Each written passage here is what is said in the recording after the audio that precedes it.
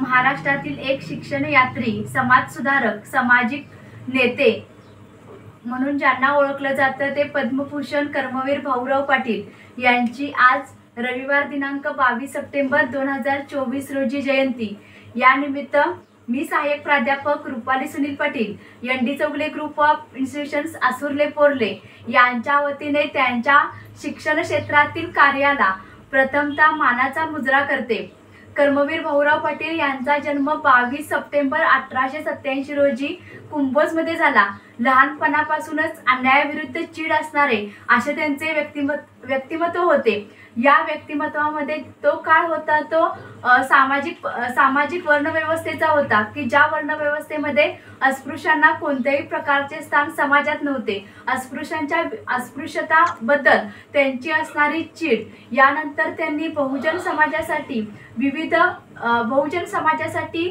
विकास करायचा हा एक उद्देश ठेवून त्यांनी शिक्षणाशिवाय तरणोपाय नाही यासाठी शिक्षण क्षेत्रामध्ये विविध शाळा महाविद्यालय चालू करून आपल्या या समाजातील लोकांना चांगल्या प्रकारचे शिक्षण दिले।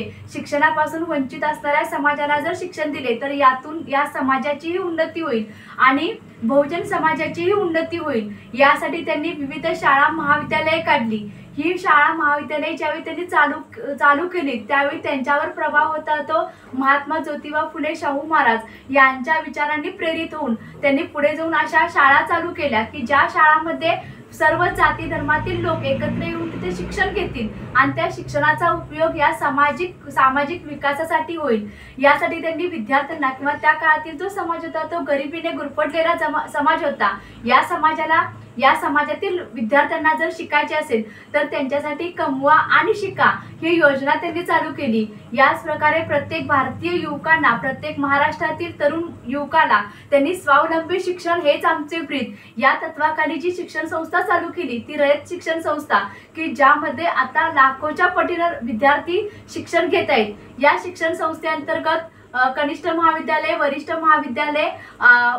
महाविद्यालय तसेच माध्यमिक शाळा, ITI तसेच अध्यापक शिक्षणशास्त्र महाविद्यालय अशा प्रकारची शिक्षणशास्त्रातील विविध शाखा आज रयत शिक्षण संस्थेखाली काम करणाऱ्या आपल्याला दिसतात।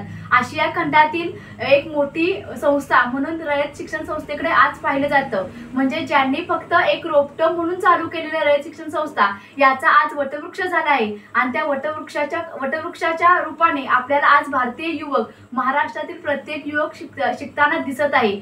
म्हणजे ज्यांनी त्या काळामध्ये समाजात राहून समाजातील इतर वर्गातील लोकांना त्यांचा संघर्ष सहन करून जे त्यांनी शाळेसाठी किंवा शिक्षण यात्री म्हणून ज्यांनी काम केलं ते कर्मवीर भाऊराव पाटील यांना पुनश्च एकदा ND Chougule group of institutions Asurle Porle यांच्या वतीने मानाचा मुजरा करते आणि थांबते। जय हिंद, जय महाराष्ट्र।